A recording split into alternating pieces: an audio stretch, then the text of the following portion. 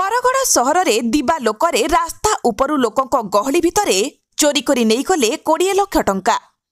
बरगड़ गांधी छक निकटरे रास्ता कड़े छिड़ा थिबा एक कारु ड्राइवर साइड काच भांगी कार भितरे थिबा 20 लाख टंका चोरी करी नेले दुर्बृत्त। सूचना अनुसार बरगड़ तलीपड़ा निवासी सुबोध चंद्र दास तांको पुओ सहित बरगड़ स्टेट बैंक मुख्य शाखारु 15 लाख टंका और हॉस्पिटल रोड रे थिबा मिनी स्टेट बैंक रु 5 लाख टंका एपरी समुदाय 20 लाख टंका काढ़िथिले। तेबे टंका काढ़िबा परे ओडी 17 AB 6255 नंबर विशिष्ट तांको कार रे बैंक रु आसी सीधा गांधी छक निकटरे थिबा एक होटेल को खाइबा को आसीथिले। कार भितरे 20 लाख टंका रखी होटेल भितर को खाइबा को आसीथिले।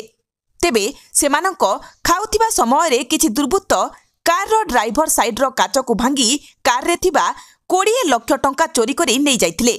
तेबे किए कार रो काच भांगी पैसा चोरी करिछि ताहा एजाए जना पड़ी नथिबा बेले बैंक रु पैसा काढ़िबा समय रे दुर्बृत्त माने नजर रखिथिले ओ कार रो पीछा करी सुजोग देखि कार रो पैसा चोरी करिथिबे बोली अनुमान करा जाउछि। तेबे घटनास्थल को बरगड़ टाउन पुलिस पहुंची तदंत आरंभ करि दैछि। चंद्रदास मो ना होजे पड़ा होजे तलीपड़ा समले मंदिर पाखरे आमे स्टेट बैंक थारो 15 लाख टंका उठेलु आ गवर्नमेंट हॉस्पिटल रोड रे जो मिनी स्टेट बैंक रो हमर काउंटर होजी सेति 5 लाख टंका उठेलु। टोटल 20 लाख टंका आमे बैंक रो उठेगिरा आनिलु। आलम होटल रो साइड रे गाड़ी रखिगिरा आमे खाइबा पई गलु। आमे सुनेबा को पाइलु जे हमर ड्राइवर साइड रो ग्लास टा भांगी जाईछि। आमे देखला बेला को पैसा नाही।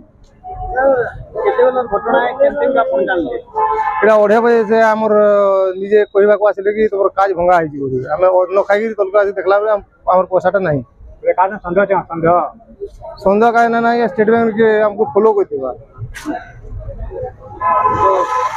टोटल अमाउंट केते टका थिला केते टका चोरी हिचे 20 लाख देला 20 लाख टोटल चोरी होई। थाना रे आपण एतला दिनु दे दिया है।